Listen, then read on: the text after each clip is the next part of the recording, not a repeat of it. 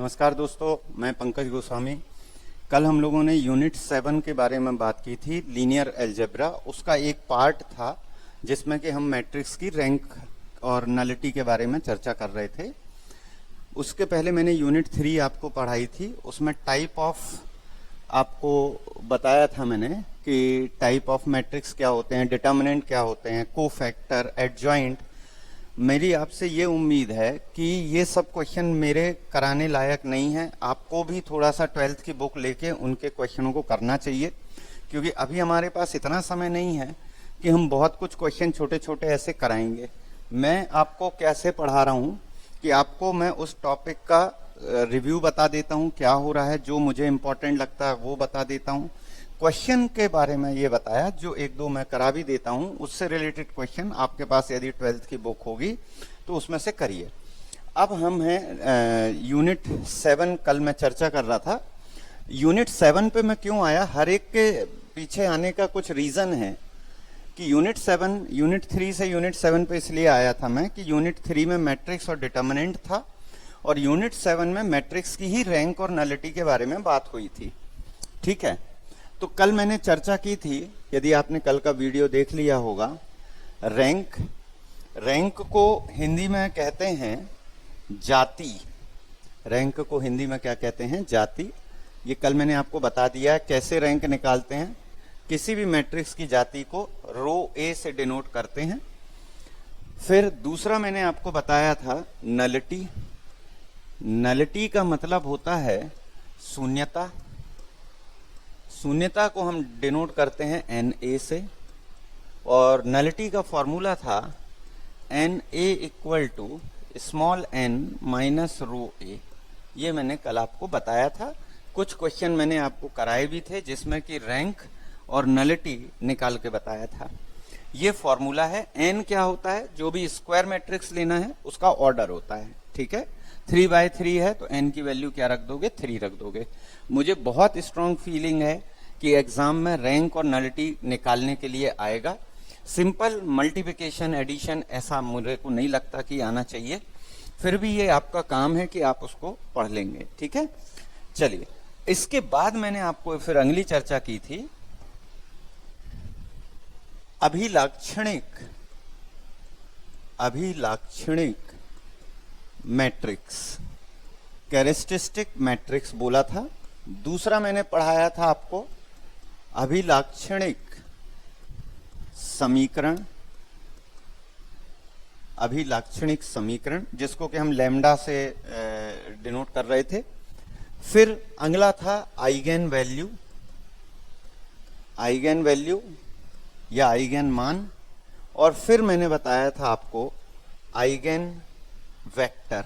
ये 4 चीजों को मैंने आपको कल बताया था कि अभिलाक्षणिक मैट्रिक्स क्या होता है, अभिलाक्षणिक समीकरण क्या होता है, अभिलाक्षणिक मान या आइगन मान क्या होता है, और अभिलाक्षणिक वेक्टर या आइगन वेक्टर क्या होता है।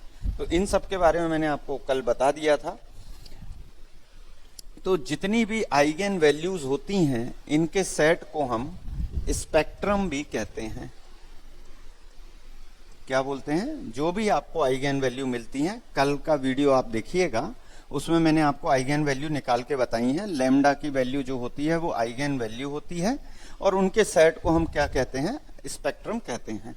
तो कल को समझाने के लिए, जो कल की क्लास में ये पढ़ाया था, उसको समझाने के लिए एक छोटा सा एग्जाम्पल और लेते हैं, जिससे कि आपको समझ में आ जाएगा कि क्या बताया था मैंने। कल एक एग्जाम्पल लिया था और मैं यही एग्जाम्पल फिर से ले रहा हूँ। कारण ये है कि ये डेटा इंपॉर्टेंट है। फिर 1-2 क्वेश्चन आपको दे दूंगा, उनको आपको करना होगा। जैसे मैंने कल बताया था आपको, एक मैट्रिक्स दिया हुआ है ए, तो ये हो गया आपका 8 -6 2, फिर -6 7 -4, फिर 2 -4 3। ये एक मैट्रिक्स दिया हुआ है। अभी मैट्रिक्स दिया हुआ है जो कि स्क्वायर मैट्रिक्स है।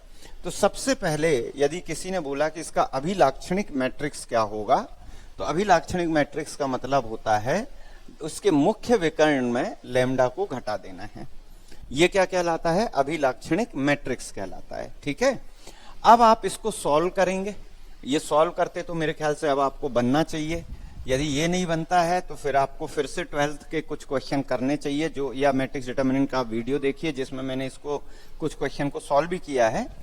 यदि आप ये लेंगे, आपको मालूम है इसको छोड़ते हैं तो 7 minus lambda into 3 minus lambda minus 16 minus, तो ये क्या हो जाएगा? प्लस 6 लोगे तो इसको छोड़ दोगे और ये कितना आ जाएगा? -6, 3 माइनस लैम्डा माइनस, तो प्लस हो जाएगा 8, फिर आप +2 लेंगे और ये कितना आ जाएगा आपका? 24 माइनस 2 इंटू 7 माइनस लैम्डा। अब ये पूरा आपको सॉल्व करना पड़ेगा, इसलिए आपको थोड़ा सा कैलकुलेशन अच्छा रखना है। जो इसका लास्ट स्टेप आता है वो डायरेक्ट लिख रहा हूं मैं, lambda cube minus 18 lambda square plus 45 lambda equal to 0। ये मेरा क्या कहलाता है? अभिलाक्षणिक समीकरण कहलाता है। देखो सबसे पहले क्या बताया था मैंने, ये माइनस लैम्डा यदि डायगोनल में दिख रहा है, मेन डायगोनल में, तो वो अभिलाक्षणिक मैट्रिक्स कहलाता है। इसको सॉल्व करने पे जो लैम्डा के फॉर्म में इक्वेशन मिल गया, ये अभिलाक्षणिक समीकरण कहलाता है। इसमें से मैंने लैम्डा को कॉमन ले लिया है, तो ये हो गया lambda square into 18 lambda plus 45 equal to 0। ये क्वाड्रेटिक इक्वेशन है, इसको आपको सॉल्व करते बनना चाहिए। तो और लैम्डा इक्वल टू 0 ले लेंगे, तो लैम्डा की वैल्यू क्या आ गई है आपकी? 0, 3, 15। ये क्या कहलाते हैं? आइगन मान। और आइगन मान के सेट को मैंने अभी बताया कि क्या कहते हैं? स्पेक्ट्रम। इसमें मेरे ख्याल से कोई डाउट नहीं होगा आपको। अब हम क्या निकालते हैं? अभिलाक्षणिक वेक्टर या आइगन वेक्टर। इतने में यदि कोई डाउट होगा तो आप कमेंट करेंगे, पूछ सकते हैं। यदि आपको लगता है कि ये आप नहीं ला पाएंगे सॉल्व करते, वैसे ऐसा होना नहीं चाहिए, क्योंकि हम वर्ग 1 का पेपर दे रहे हैं, तो ये सभी चीजें आपको बननी चाहिए। ठीक है, चलिए अब ये हमारे 0, 3, 15 को याद रखिएगा। ये हमारा क्या आ गया है? आइगन मान आ गए हैं। अब आप प्रत्येक आइगन मान के रिस्पेक्ट में, पहला आइगन मान 0 है, दूसरा 3 है और तीसरा 15 है। तो प्रत्येक आइगन मान के रिस्पेक्ट में उसका आइगन वेक्टर होता है। तो वो कैसे निकाला जाता है उसको देखेंगे। आइगन वेक्टर का फॉर्मूला क्या होता है? a minus lambda I into X equal to 0। ये आपको आइगन वेक्टर निकालने के लिए करना पड़ेगा। तो इसमें ये सिर्फ a माइनस लैम्डा आई देखने के लिए है। सीधी बात ये है कि जहां जहां लैम्डा है वहां आपको पहले 0 पुट करना है, फिर 3 पुट करना है और फिर 15 पुट करना है। तो मैं 0 पुट करके वैल्यू निकाल के बता रहा हूं, फिर आप 3 और 15 पुट करिएगा, तो हर किसी आइगन मान के लिए आइगन वेक्टर मिलेगा। तो जब आपने 0 पुट किया तो ये a जो है आपका, ये क्या हो जाएगा? 8 माइनस 6, 2, 6, 7 माइनस 4, 2 माइनस 4, 3, और x की जगह क्या रखेंगे आप? x1, x2, x3, और 0 मैट्रिक्स 0 है, यानी इसको भी आप क्या लिख सकते हैं? 0, 0। क्या ये बातें समझ में आ गई होंगी? अब आप क्या काम करेंगे? इसको मल्टीप्लाई करेंगे, तो ये कितना हो जाएगा? 8x1 minus 6x2 plus 2x3 equal to 0। ये पहला इक्वेशन मिल जाएगा। दूसरा इक्वेशन क्या होगा? 6x1 plus 7x2 plus 4x3 plus नहीं है, माइनस है, तो ये हो जाएगा आपका -4x3 इक्वल टू 0। ठीक है, फिर क्या हो जाएगा? 2x1 minus 4x2 plus 3x3 equal to 0। ये तीनों इक्वेशन बना सकते हो। ये किसके लिए बनाए हैं मैंने? लैम्डा इक्वल टू 0 के लिए। सिमिलरली अभी जैसे मैंने लैम्डा की जगह 0 लिखा है, तो ये इक्वेशन बनाए। इसके बाद लैम्डा की जगह आप 3 रख दीजिएगा, फिर इक्वेशन बनेंगे। फिर लैम्डा की जगह आप क्या रख दीजिएगा? 15 रख दीजिएगा, तो फिर इक्वेशन बनेंगे। ठीक है, तो जब आप इसको सॉल्व करेंगे तो आप सॉल्व करके देख लीजिएगा कि x1 इक्वल टू k आएगा। k मैंने क्या ले लिया है? कोई भी कांस्टेंट वैल्यू ले ली है, आप उसके बदले c a जो आपको लेना हो। x1 इक्वल टू k1 आएगा, x2 इक्वल टू 2k2 हो जाएगा, और x3 इक्वल टू 2k3 हो जाएगा। ये आप कैसे लाएंगे? इन तीनों इक्वेशन को सॉल्व करने पे लाएंगे। ये तीनों इक्वेशन सॉल्व कैसे होंगे, किन्हीं भी दो को लेके सॉल्व कर सकते हैं आप, या फिर आपने वज्र गुणन विधि पढ़ी होगी 10th क्लास में, क्रॉस मल्टीप्लिकेशन मेथड, तो उससे भी आप इसको कर सकते हैं। ठीक है, तो ये किसका एक यहां से K1 देखो, सभी में K1 ले लेंगे, K1 सभी से बाहर आ जाएगा तो अंदर क्या आ जाएगा 1 2 2। ये क्या कहलाएगा मेरा आइगन वेक्टर, किसके रिस्पेक्ट में, लैम्डा इक्वल टू 0 के रिस्पेक्ट में। तो मेरे ख्याल से इसमें कोई समस्या नहीं होगी, इसको आप अच्छे से पढ़ लीजिएगा। एग्जाम में ऐसा नहीं होगा कि आपसे आइगन वेक्टर निकालने के लिए बोला जाएगा, क्योंकि वो थोड़ा सा लेंदी प्रोसेस है, हो सकता है कि लैम्डा की वैल्यू निकालने के लिए बोला जाए। ठीक है, अब मैं आपको एक दो क्वेश्चन दे देता हूं, उनके लैम्डा वगैरह आप निकाल के देख लीजिएगा। एक क्वेश्चन लिखिए, ये समझ में आ गया होगा, आप एक बार में समझ में ना आए 2 बार देख लीजिए तो आपको निश्चित तौर पे ये समझ में आ जाएगा, यदि आपको 12th क्लास का मैट्रिक्स डिटर्मिनेंट बनता है तो। अब हम नेक्स्ट क्वेश्चन ले रहे हैं। अब एक क्वेश्चन लेते हैं, a equal to 2 2 1, a equal to 2 2 1, ठीक है, फिर है आपका 1 3 1 1 3 1 और 1 2 2। ये एक मैट्रिक्स दिया हुआ है।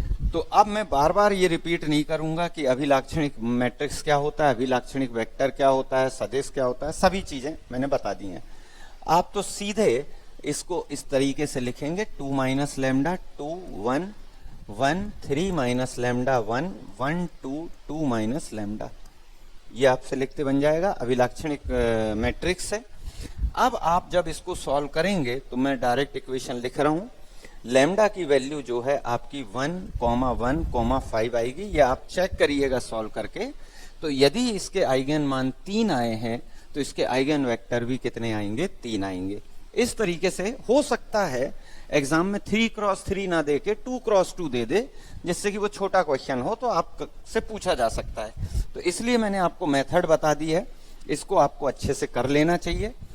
और अब मेरे ख्याल से ये बातें आपको समझ में आ गई होंगी कि आइगन वेक्टर, आइगन सदिश या आइगन वैल्यू क्या होती है। अब हम इनकी कुछ प्रॉपर्टीज और बताऊंगा मैं आपको, लिखिएगा। तो पहले यहां पे हमको एक नई चीज सीखनी पड़ेगी, वो चीज आपको बता रहा हूं क्या है।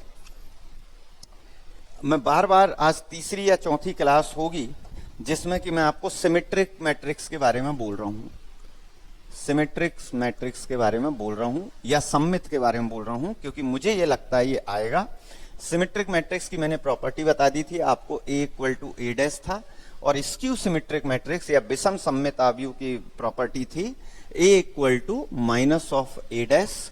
और ये भी मैंने बता दिया था कि स्क्यू सिमेट्रिक या विषम सममित आव्यूह का मेन डायगोनल जो होता है वो 0 होता है। और उसके अलावा भी कई प्रॉपर्टियां बताई थी कि a प्लस a डैश जो होता है सिमेट्रिक होता है, लेकिन a माइनस a डैश क्या होता है, स्क्यू सिमेट्रिक होता है। तो एग्जाम में इस टाइप के क्वेश्चन आ सकते हैं कि आपसे प्रॉपर्टी पूछी जाएगी।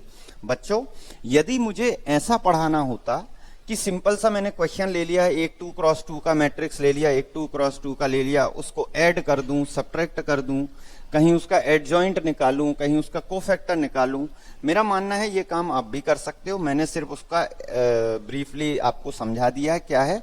क्वेश्चन आपका काम है कि 12th की बुक से देख के आप कर सकते हैं। यदि मैं यहां कराता रहूंगा तो हमारे बीएससी का पार्ट छूट जाएगा, ये हमारे बीएससी का पार्ट चल रहा है, इसलिए मैं 12th के पार्ट को थोड़ा सा बता के आपसे बोल रहा हूं कि आप थोड़ा उसमें ध्यान दीजिए, जिससे कि हमारा कोर्स टाइम पे हो पाए। ठीक है, चलिए अब यहां पे एक नया मैट्रिक्स सीखना पड़ेगा हमको, कॉन्जुगेट मैट्रिक्स। कॉन्जुगेट मैट्रिक्स, संयुग्मी आव्यूह बोलते हैं इसको, इसको क्या बोलते हैं, संयुग्मी आव्यूह या कॉन्जुगेट मैट्रिक्स।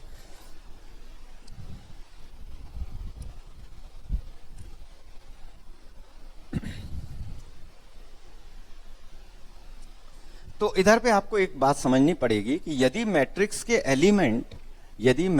एलिमेंट सभी आपके बिना आई के हैं, मतलब आई नहीं है, तो उसे हम लोग रियल मैट्रिक्स कहते हैं। और यदि एलिमेंट्स में आई लगा हुआ है तो उसे कॉम्प्लेक्स मैट्रिक्स कहते हैं। ये बात आप समझ जाते हैं, या जहां पे आई लग जाएगा, एलिमेंट में यदि आई लगा है तो उसे कॉम्प्लेक्स मैट्रिक्स कहते हैं, और यदि आई नहीं लगा है तो उसे रियल मैट्रिक्स कहते हैं। जैसे मैंने यहां पे एक एग्जांपल लिया, ए ले लिया मैंने, ए इक्वल टू, एक मैट्रिक्स लेता हूं मैं, 2 माइनस आई 1 और 2i और 1 माइनस आई, इस तरीके से लिखा हुआ है। तो देखो आई लगा हुआ है, ये कॉम्प्लेक्स मैट्रिक्स है, तो इसका कॉन्जुगेट या संयुग्मी क्या होता है, क्या चेंज कर देते हैं हम लोग, चिन्ह चेंज कर देते हैं। तो चिन्ह चेंज कर दोगे तो 2 प्लस आई माइनस 2i 1 और 1 प्लस आई। क्या समझाया मैंने कि कॉन्जुगेट मैट्रिक्स का मतलब होता है जो भी चिन्ह आई के आगे लगा है वो उसको हम क्या कर दें, चेंज कर दें। आप देखो इधर आई के आगे माइनस था तो मैंने आई की जगह प्लस कर दिया। सिमिलरली यहाँ 2i पॉजिटिव था तो उसको नेगेटिव कर दिया। इधर पे माइनस आई था तो उसको मैंने प्लस आई कर दिया। लेकिन 1 में कोई चेंज नहीं किया क्योंकि उसमें आई नहीं लगा है। ये जो कॉन्जुगेट मैट्रिक्स होता है वो क्या होता है, आई के आगे यदि प्लस है तो माइनस करना है और माइनस है तो प्लस करना है। यदि कोई नंबर रियल है तो उसको आपको टच भी नहीं करना है, वो एज इट इज लिख देना है। अब नेक्स्ट है, कॉन्जुगेट को ऐसे लिखते हैं, यदि मैं कॉन्जुगेट का इनवर्स डैश ले लूं, ये तो था मैट्रिक्स, ये था कॉन्जुगेट मैट्रिक्स। अब है कॉन्जुगेट मैट्रिक्स का ट्रांसपोज। ट्रांसपोज जानते होगे आप, रो को हम क्या बना देते हैं, कॉलम बना देते हैं। रो को क्या बना देते हैं, कॉलम। तो ये क्या हो जाता है 2 प्लस आई और इधर 1 आ जाएगा और ये माइनस 2i आ जाएगा और ये मेरा 1 प्लस आई आ गया। तो ये मेरे मैट्रिक्स का कॉन्जुगेट निकाला और फिर कॉन्जुगेट का क्या निकाल दिया मैंने, ट्रांसपोज भी निकाल दिया। तो मैं ये सब क्यों पढ़ा रहा हूं वो मैं बताना चाह रहा हूं कि ये जो लिखा हुआ है इसको हम ए एस्ट्रिक से डिनोट करते हैं। कॉन्जुगेट का ट्रांसपोज जो होता है उसे हम ए की पावर एस्ट्रिक से डिनोट करते हैं। तो ये क्यों पढ़ाया जा रहा है, क्योंकि आगे एक मैट्रिक्स पढ़ना है हमको। लिखिएगा heading, Hermitian matrix. Hermitian matrix, तो ये क्या मैट्रिक्स होता है, कोई भी स्क्वायर मैट्रिक्स यदि ए एस्ट्रिक इक्वल टू ए हो जाता है तो ये हर्मिशियन मैट्रिक्स कहलाता है। तो अब आपके मन में ये आएगा कि ये ए एस्ट्रिक क्या है, इसलिए पहले मैंने आपको बता दिया कि ए एस्ट्रिक जो होता है कॉन्जुगेट का ट्रांसपोज होता है। क्या होता है वो, कॉन्जुगेट का ट्रांसपोज होता है। तो यदि ए एस्ट्रिक इक्वल टू ए है तो ये हर्मिशियन मैट्रिक्स कहलाता है। किसी ने बोला हर्मिशियन मैट्रिक्स क्या होता है, तो बोलो किसी स्क्वायर मैट्रिक्स के कॉन्जुगेट का ट्रांसपोज हर्मिशियन मैट्रिक्स कहलाता है। ठीक है, और स्क्यू हर्मिशियन क्या कहलाता है, विषम हर्मिशियन क्या कहलाता है, ए एस्ट्रिक इक्वल टू माइनस ए होता है। तो आप इसको याद कर सकते हैं, सममित और विषम सममित, उसमें भी ऐसी कुछ डेफिनेशन थी। सममित की डेफिनेशन क्या थी, A equal to A dash था, और विषम सममित की क्या थी, A equal to minus A dash था। लेकिन इधर पे डैश के बदले क्या आ चुका है, एस्ट्रिक आ चुका है, और एस्ट्रिक मैंने बता दिया है कि कॉन्जुगेट का ट्रांसपोज होता है। इतने में कोई डाउट है, हर्मिशियन स्क्यू हर्मिशियन आपको समझ में आया होगा। एक एग्जांपल बताता हूं हर्मिशियन मैट्रिक्स का और एक स्क्यू हर्मिशियन मैट्रिक्स का। हम लोग एक एग्जांपल लिख लेते हैं, आप चेक करिएगा कि वो हर्मिशियन होगा कि नहीं होगा। तो एक मैट्रिक्स का एग्जांपल लिखिए, A equal to 2 plus I 1, 2 plus I 1, 2 minus I 0 minus I, और थर्ड रो है 1i3। ये किसका एग्जाम्पल है, हर्मिशियन का एग्जाम्पल है। एग्जाम में ऐसे ही क्वेश्चन आएंगे, मेरे को नहीं लगता कि सॉल्व करने के लिए आएगा। एग्जाम में ऐसा ये मैट्रिक्स दे देगा और ये 4 ऑप्शन दे देगा कि ये किस टाइप का मैट्रिक्स है, तो आपको बताना है ये हर्मिशियन मैट्रिक्स है।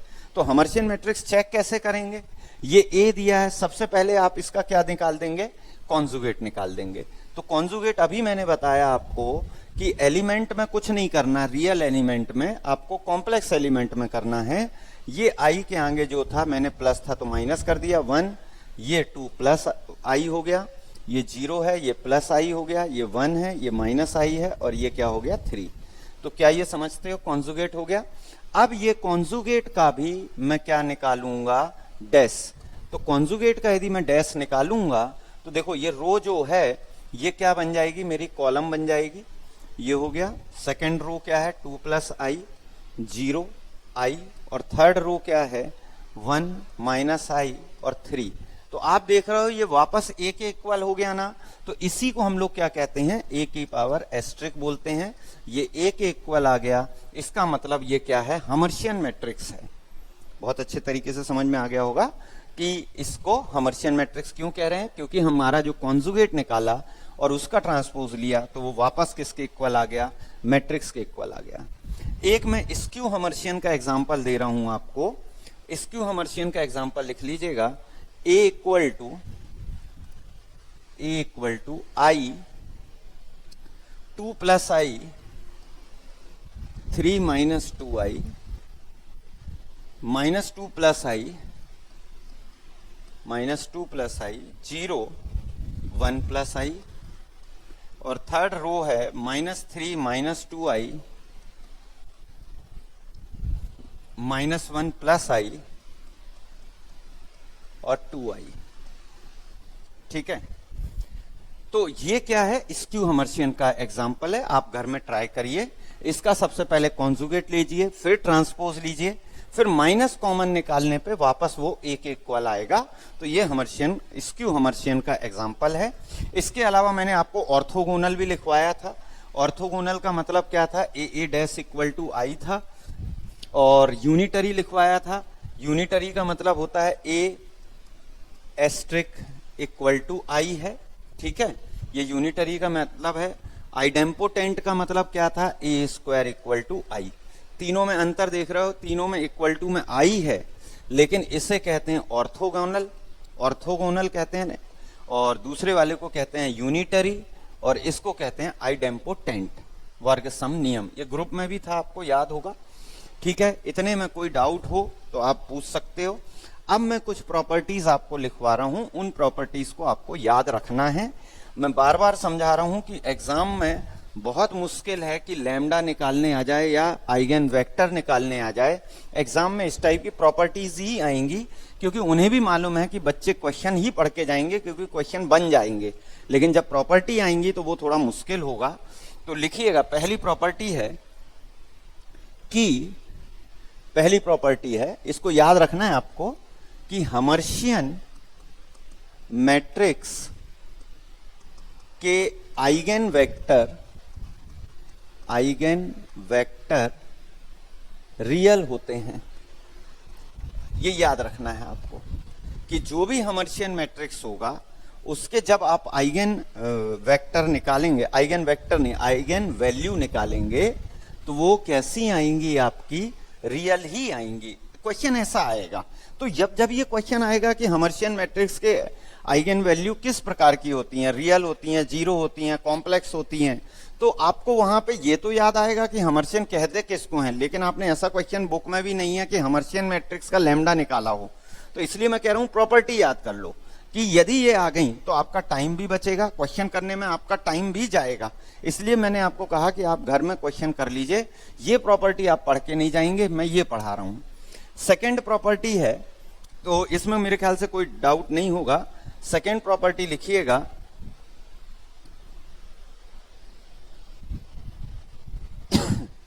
स्क्यू हर्मिशियन, ये था हर्मिशियन। दूसरा है स्क्यू हर्मिशियन मैट्रिक्स के आइगन वेक्टर, आइगन वैल्यू, देखो हर्मिशियन की आइगन वैल्यू रियल है, और स्क्यू हर्मिशियन की जो आइगन वैल्यू होती है वो या तो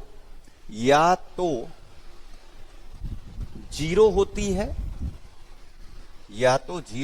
है, या प्योर इमेजिनरी होती है, यानी रियल नहीं होती है।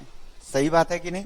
तो अब आप सोचो कि यदि एग्जाम में ये क्वेश्चन आ जाएगा तो आप डेफिनेशन तो पढ़ लोगे, लेकिन ये नहीं पढ़ के जाओगे। इसलिए मैं इनको लिखवा भी रहा हूं कि हर्मिशियन मैट्रिक्स के आइगन वैल्यू रियल होती है, और स्क्यू हर्मिशियन की आइगन वैल्यू जो होती है या तो जीरो होती है या फिर प्योर इमेजिनरी होती है। समझ गए होंगे?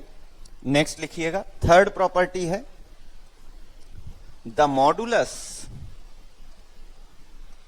मॉडुलस यानी क्या होता है, मापांक। The modulus of eigen value, the modulus of eigen value of orthogonal matrix is 1, of orthogonal matrix is 1।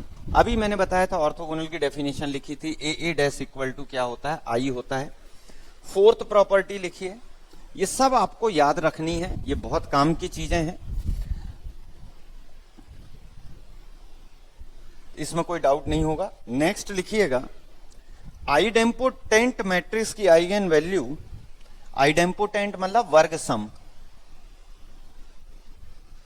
Idempotent matrix की आइगन वैल्यू या तो 0 होती है या 1 होती है। बातें समझ में आ रही होंगी कि एग्जाम में आइगन वैल्यू निकालने से ज्यादा ये प्रॉपर्टीज आपको ज्यादा जरूरी हैं, और ये सभी कहीं ना कहीं पर आ चुकी हैं, समझ गए होंगे। अब यहां पे और बातें आएंगी, कुछ चीजें आपको, एक वर्ड आएगा LI और LD, लीनियर इंडिपेंडेंट और लीनियर डिपेंडेंट। तो इसको जो विस्तार पूर्वक है वो वेक्टर स्पेस में पढ़ाया जाता है। इधर आपको एक थ्योरम लिख लेना चाहिए, फिर मैं कुछ क्वेश्चन के द्वारा आपको बताने का प्रयास करूंगा कि LI क्या होता है। तो लिखिएगा कि आइगन, जितनी भी आइगन वैल्यू होती हैं, आपको मालूम है कि जितनी भी आइगन वैल्यू होती हैं उनके रिस्पेक्ट में क्या निकालते हैं आप, आइगन वेक्टर निकालते हैं। तो एक थ्योरम क्या है कि आइगन वैल्यू के रिस्पेक्ट में जो भी आइगन वेक्टर्स होते हैं वो LI होते हैं। LI का मतलब होता है लीनियरली इंडिपेंडेंट, या इसको बोलते हैं रेखिकतः परतंत्र, लीनियरली इंडिपेंडेंट, समझ गया, रेखिकतः परतंत्र होते हैं। इसको आप ध्यान रख लीजिएगा। अभी इसके बारे में मैं चर्चा नहीं कर रहा हूं कि लीनियरली डिपेंडेंट और इंडिपेंडेंट क्या होता है, अभी सिर्फ मैंने आपको प्रॉपर्टी बता दी है। नेक्स्ट है, अब यहां पे एक बहुत ही इंपॉर्टेंट चीज आती है, उसको हम बोलते हैं कैले हैमिल्टन थ्योरम। आपको याद होगा कि ये बहुत इंपॉर्टेंट होता है, जो थ्योरम नाम से होते हैं उनको आपको मालूम होना चाहिए कि ये क्या कहना चाह रहे हैं। कैले हैमिल्टन थ्योरम क्या होता है उसके बारे में स्टेटमेंट आपको मालूम होना चाहिए। लिखिएगा कि कोई भी मैट्रिक्स या कोई भी स्क्वायर मैट्रिक्स, कोई भी स्क्वायर मैट्रिक्स वर्ग आव्यूह, कोई भी स्क्वायर मैट्रिक्स अपने अभिलाक्षणिक समीकरण को संतुष्ट करता है। कोई भी स्क्वायर मैट्रिक्स अपने अभिलाक्षणिक समीकरण को संतुष्ट करता है। इसको इंग्लिश में क्या बोलेंगे, N E square matrix satisfied on characteristic equation. समझ में आया, कोई भी वर्ग आव्यूह अपने अभिलाक्षणिक समीकरण को संतुष्ट करता है। इसका मतलब क्या है कि जैसे आप कोई मैट्रिक्स ए लिखते हैं और एक हमारा अभिलाक्षणिक, ये क्या कहलाता है, समीकरण आ जाता है। तो यहां पे हम लैम्डा की जगह क्या पुट कर देते हैं, ए कर देते हैं। तो ये रखने पर हमारा LHS इक्वल टू क्या आना चाहिए, RHS आना चाहिए, लैम्डा के बदले ए रखने पर। ये कैले हैमिल्टन कह रहे हैं कि कैले हैमिल्टन ये कह रहे हैं कि कोई भी स्क्वायर मैट्रिक्स अपने अभिलाक्षणिक समीकरण को संतुष्ट करता है। और आपको याद होगा कि जब ये संतुष्ट करता है तो हम दोनों तरफ ए इनवर्स का इनटू कर देते हैं और इसके द्वारा भी हम ए इनवर्स निकाल लेते हैं, ऐसा आपको याद होगा। बाकी आएगा नहीं पेपर में, मैंने बता दिया कि ये होता है। अब नेक्स्ट लिखो, यहां पर एक और चीज पढ़नी है हमको। एक मैट्रिक्स मेथड आपने ऐसा सुना होगा, AX इक्वल टू B, सुना है, और AX इक्वल टू O 0, समझ गए। तो यदि देखो यहां मैंने B लिखा है, इधर पे 0 लिखा है, तो दोनों में अंतर क्या है, यानी B की जगह 0 रख दिया है। तो ये जो है इसको कहते हैं इक्वेशन ऑफ नॉन होमोजीनियस। इसको हम क्या कहते हैं, इक्वेशन ऑफ नॉन होमोजीनियस, असमघातीय समीकरण के लिए ये कंडीशन है। और ये कंडीशन जो है होमोजीनियस के लिए है, होमोजीनियस, होमोजीनियस मतलब समघातीय। अब ये क्या होते हैं, अभी हम चर्चा करेंगे कि होमोजीनियस और नॉन होमोजीनियस में अंतर क्या होता है। तो सबसे पहले तो मैंने आपको ये बता दिया कि यदि इस टाइप का है और यदि बी जीरो नहीं है तो वो नॉन होमोजीनियस होते हैं, और यदि इक्वल टू जीरो है तो वो होमोजीनियस होते हैं। जैसे आपने एग्जाम्पल देखा x1 plus x2 plus x3 equal to 5, और इस तरीके से और इक्वेशन लिखता जाऊं तो ये देखो जीरो नहीं है, तो ये क्या कहलाते हैं, नॉन होमोजीनियस कहलाते हैं। लेकिन यदि इक्वल टू में जीरो आ गया है तो वो क्या कहलाते हैं, होमोजीनियस कहलाते हैं। बात समझ में आ रही है। अब यहां पे आप जब नॉन होमोजीनियस होता है तो एक वर्ड है आर्गुमेंटेड, ठीक है, एक वर्ड है आर्गुमेंटेड, AUGEMENTED। तो यहां पर हम लोग, आपको याद होगा, ऐसे डैश डैश बी निकालते हैं, लेकिन इसमें चूंकि बी जीरो हो जाता है इसलिए पूरा फोकस किसके ऊपर होता है, ए के ऊपर होता है। तो हम ए की ही रैंक निकालते हैं। तो यदि ए की रैंक आपने निकाली, ए की रैंक आपने निकाली, रैंक कल हमने निकालना बता दिया था आपको, रैंक कैसे निकालते हैं। ए की रैंक यदि आपने निकाली और वो नंबर ऑफ अननोन वेरिएबल के बराबर है। नंबर ऑफ अननोन वेरिएबल मतलब ये जो x1 x2 x3 होते हैं ना, ये नंबर ऑफ अननोन वेरिएबल है, मतलब जितने अननोन वेरिएबल हैं रैंक उतनी ही है। तो आपका जो इक्वेशन होता है वो कंसिस्टेंट होता है, कंसिस्टेंट होता है। इक्वेशन कैसे हल होता है, कंसिस्टेंट होता है, कंसिस्टेंट होता है। और उसके कैसे सॉल्यूशन होते हैं, ट्राइवल सॉल्यूशन होते हैं। तो अच्छे से फिर से समझ लें कि जब ax इक्वल टू बी दिया, a क्या है, कोई भी मैट्रिक्स है, x क्या है, अननोन है, x1 x2 x3 है, b क्या है, इक्वल टू के बाद जो भी न्यूमेरिक नंबर दिए रहते हैं, यदि वो सभी जीरो नहीं है तो उसे कहते हैं नॉन होमोजीनियस, यदि सभी जीरो हैं तो उसे क्या कहते हैं, होमोजीनियस। अब हम यहां पर b का तो कोई रोल ही नहीं है क्योंकि वो तो जीरो हो गया है, तो यहां हम a की रैंक निकालते हैं। रैंक कल मैंने बताया था, यदि आपकी जो रैंक है वो जितने भी अननोन है, जैसे इधर x1 x2 x3 तीन अननोन है और रैंक भी तीन आ गई, तो आपका जो सॉल्यूशन है वो कंसिस्टेंट कहलाता है। कंसिस्टेंट को हिंदी में कहते हैं संगत, और जो हल मिलते हैं वो ट्राइवल या उनको कहते हैं तुच्छ। तो किसी को यदि ये डाउट है कि ट्राइवल सॉल्यूशन क्या होता है, ट्राइवल सॉल्यूशन का मतलब होता है x1 भी जीरो है, x2 भी जीरो है और x3 भी जीरो है। समझ गए बच्चों कि ट्राइवल सॉल्यूशन का मतलब होता है x1 जीरो है, x2 जीरो है और x3 भी जीरो है। अब अगली चर्चा आती है कि यदि आपकी रैंक, ये कंडीशन समझ गए होंगे कि यदि आपकी रैंक अननोन वेरिएबल के बराबर है तो सॉल्यूशन कैसा होता है, कंसिस्टेंट। और सॉल्यूशन कैसे होते हैं, तुच्छ होते हैं। तुच्छ का मतलब होता है जो भी अननोन है उनकी वैल्यू क्या है, जीरो है। अब दूसरी बात यह है कि यदि आपने रैंक निकाली और वो रैंक जो है नंबर ऑफ अननोन से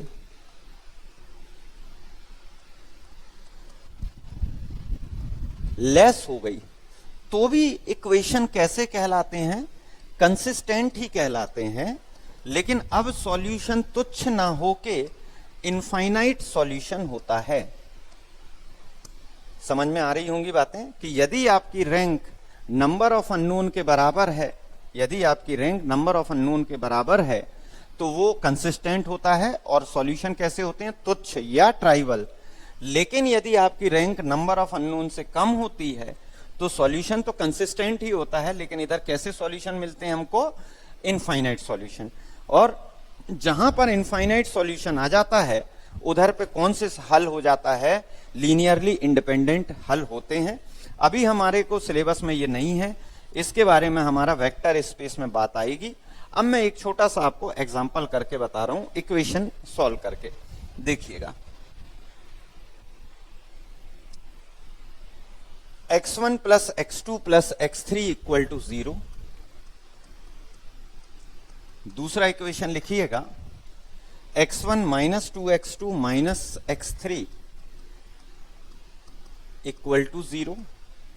और तीसरा है 2x1 plus x2 plus 3x3 equal to 0।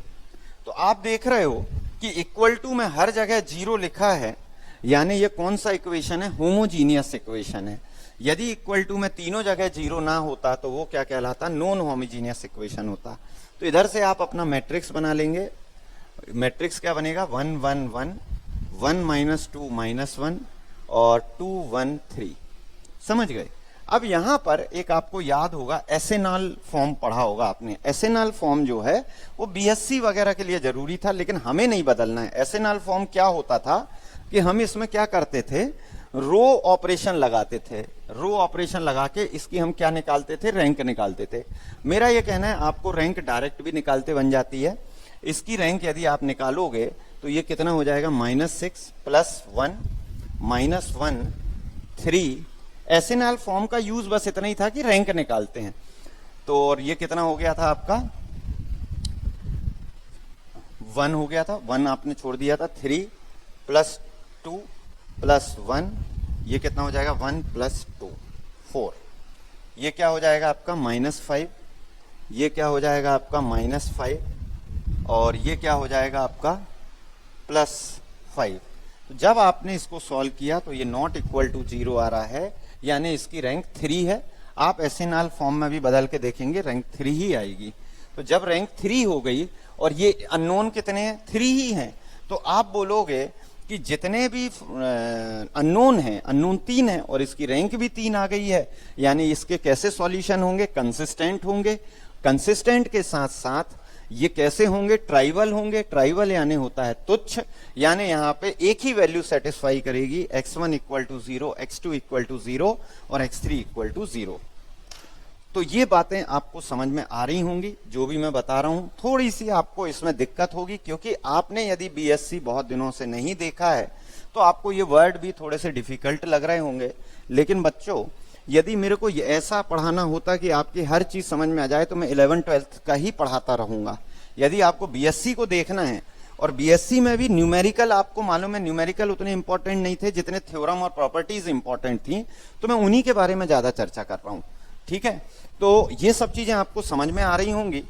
अब यदि मैं इनकंसिस्टेंट पे देखूं, ये तो मैंने एक कंसिस्टेंट का एग्जाम्पल दिखा दिया आपको। यदि मैं एक कोई ऐसा इक्वेशन ले लूं जो कि इनकंसिस्टेंट हो तो उधर पे क्या होगा वो देखते हैं। एक हम इक्वेशन ले रहा हूं, और एक बात और सुन लीजिएगा, ये जो एग्जाम्पल मैं बना रहा हूं ये मैं मन से भी कुछ भी बना सकता हूं, लेकिन मैं एग्जाम्पल वही लिख रहा हूं जो बहुत सारी यूनिवर्सिटीज में रिपीट हुआ है। तो उम्मीद है कि वही क्वेश्चन उठ के आपको आ जाएगा। जैसे अब मैंने जो क्वेश्चन लिया हुआ है ये हमारी यूनिवर्सिटी रानी दुर्गावती में, रायपुर में, कई यूनिवर्सिटी में ये क्वेश्चन आया है। तो इसलिए मैं कह रहा हूं कि इस डेटा को पढ़िए। ऐसे तो मन से कोई भी डेटा बना के क्वेश्चन कराया जा सकता है। तो अब एक डेटा लिख रहे हैं हम लोग, x plus Y plus Z equal to 6, x plus Y plus Z equal to 6। ठीक है, दूसरा इक्वेशन है x minus Y plus Z equal to x minus Y plus Z equal to -2। Third equation दिया हुआ है आपको, -2 नहीं है, +2 है, 2x plus Y plus Z equal to 1। अब आप देख रहे हो कि यहां पर इक्वल टू के बाद क्या हो रहा है, 0 नहीं है सभी, यानी ये कौन से इक्वेशन कहलाएंगे, नॉन होमोजीनियस कहलाएंगे। तो इधर हमको सिर्फ मैट्रिक्स की रैंक से मतलब नहीं होगा, इधर पे क्या बनेगा, बी भी बनेगा। अब देखो वो कैसे बनेगा, तो ये आप समझते होंगे कि जो ए होता है वो कोफिशिएंट होता है इनका 1 1 1 1 माइनस 1 1 2 1 माइनस 1, ये ए कहलाता है। बी क्या कहलाता है, जो इधर पे लिखा हुआ है 6 2 1, और एक्स क्या कहलाता है, जो भी हमारे अननोन है एक्स वाई जेड। ये अननोन x1 x2 x3 भी हो सकते हैं, एक्स वाई जेड भी हो सकते हैं, एबीसी भी हो सकते हैं। तो सबसे पहले आप क्या बनाओगे, इस टाइप से बनाओगे 1 1 1 1 minus 1 1 2 1 minus 1 dash dash dash. यहां आप b की वैल्यू लिखोगे 6 2 1। ऐसा मैंने पिछले क्वेश्चन में क्यों नहीं किया था, क्योंकि उधर तो b की वैल्यू 0 थी, इसलिए पूरा फोकस मेरा किस पे था, a पे था। ये बातें आपको समझ में आ गई होंगी। अब आप यहां पे क्या करेंगे, रो ऑपरेशन स्टार्ट करेंगे। देखो मैं कुछ लगा के बताता हूं। जैसे मैंने लिख दिया R2 tense to R2 minus R1, एक लाइन लिख दी, और R3 tense to R3 minus 2R1। अब आप देखो जो आगे लिखा जाता है वही चेंज होता है, जानते होगे। पहली लाइन तो वही की वही लिखो 1 1 1 6। सेकेंड लाइन में R2 माइनस R1 मतलब ये 0 हो गया है, ये -2 हो गया है, ये 0 हो गया है, और ये कितना हो जाएगा -4 हो जाएगा। R3 माइनस 2R1 इसका मतलब क्या है, यहाँ पे क्या आ गया है 0, और यहाँ पे कितना आ जाएगा -1, यहाँ -1 -2 -3, और ये कितना हो जाएगा आपका 1 -4, तो 1 -4 तो +4 हो जाएगा मतलब 5। ये बातें आपको समझ में आ रही होंगी। इधर पे थोड़ा मिस्टेक हो सकता है क्योंकि मैं थोड़ी जल्दी कर रहा हूं, आप आराम से कर लीजिएगा। आप इस तरीके से ऑपरेशन लगाते जाएंगे। इस तरीके से ऑपरेशन लगाने के बाद आप ये देखेंगे कि सबसे पहले तो आप मैट्रिक्स का इसका रैंक निकाल लेंगे, ए का रैंक निकाल लेंगे, और इधर पे मान लीजिए ये लाइन 0 भी आ गई है तो हम इसका कोई भी माइनर वाला देख लेंगे, तो इधर पे देख लेंगे कि इसकी रैंक क्या आ रही है। बात समझ रहे हैं, कल मैंने माइनर शब्द बोला था कि यदि इस मैट्रिक्स का नाम क्या बन जाता है, बी बन जाता है, B1 बोल देते हैं। तो यदि मैट्रिक्स ए का रैंक और मैट्रिक्स B1 का रैंक यदि बराबर है तो ये क्या कहलाता है, यूनिक सॉल्यूशन कहलाता है। ये कैसा कहलाएगा, यदि दोनों का रैंक बराबर है तो इसे क्या कहते हैं हम, यूनिक सॉल्यूशन कहते हैं। और इसके बाद क्या करते हैं, जो भी आप 3/3 का ले रहे हैं उसके साथ में अब आप क्या कर देंगे, इसको सॉल्व करेंगे ना आप, तो ये जो आ गया है ये लिखेंगे ए की जगह, ये जमाते थे ना ax = b, तो यहां से आपको 3 इक्वेशन मिल जाएंगे। उन तीनों इक्वेशन को सॉल्व कर लीजिएगा तो आंसर आ जाएगा। इधर पे ये क्वेश्चन प्रॉपर्टी पे क्यों पूछे जाएंगे, उसके पीछे रीजन ये है कि इनके सॉल्यूशन नहीं पूछे जाएंगे, क्योंकि सॉल्यूशन यदि पूछ लिया तो आप तो वापस इक्वेशन में पुट करके देख लो, जिसको LHS = RHS आ जाएगा वही सॉल्यूशन हो जाएगा, है कि नहीं। तो बच्चों ये हमारा लीनियर अलजेब्रा था। ये किससे रिलेटेड था, मैट्रिक्स और डिटर्मिनेंट से। तो 3rd यूनिट और लीनियर अलजेब्रा का पहला पार्ट मैंने आपको कंप्लीट करवा दिया है। आप इनको अच्छे से पढ़ें। देखो मैं मान रहा हूं कि तो हमारा डेटा कंपेयर टू, यदि आप देखें सिलेबस थोड़ा कम है, लेकिन मेरा डेटा जो है सिलेक्टेड है। मुझे ऐसा लगता है कि यहाँ से क्वेश्चन आएंगे, इनके बेसिक क्वेश्चन हम आपके पास बुक होंगी तो आप कर सकते हो। यदि आपके पास बुक नहीं है, थोड़ा सा समय रुक जाइए, मैं आपको इनसे रिलेटेड पेपर भिजवा दूंगा तो वो आप कर लीजिएगा। तो कल हम लोग देखेंगे कोई दूसरी यूनिट। अभी मैंने कौन सी यूनिट, 7th यूनिट का फर्स्ट पार्ट लिया हुआ था। अब कल हम किसी और यूनिट को बताएंगे आपको। तो अभी तक मैंने आपको क्या पढ़ा दिया है, जो मेरी यूनिट 8 थी एब्स्ट्रैक्ट अलजेब्रा, उसका एक पोर्शन खत्म करा दिया, एक पार्ट, 2 पार्ट में होती है, एक पार्ट खत्म करा दिया। यूनिट 3 करा दिया और यूनिट 7 का एक पार्ट करा दिया है। तो आप देख रहे हो कि मैंने BSc के 2 पार्ट लिए हुए हैं और 12th का एक पार्ट लिया हुआ है। यदि मुझे ऐसा पढ़ाना हो कि आपकी टोटल बात समझ में आए तो मैं 1 से लेकर 10 तक की जो फर्स्ट और सेकेंड यूनिट है उसी को पढ़ाऊंगा, तो आपकी समझ में आ जाएगी। मैंने BSc का पोर्शन लिया हुआ है, उसको समझने में थोड़ी दिक्कत होगी, इसलिए मैं कह रहा हूं कि जो मैं प्रॉपर्टी बोल रहा हूं उसको पढ़िए, और यदि आपके पास जो क्वेश्चन दे रहा हूं उनको कर लीजिए तो काम बन सकता है। तो अब हम कल इसके आगे बढ़ाएंगे, अगली यूनिट के साथ कल की क्लास स्टार्ट करेंगे।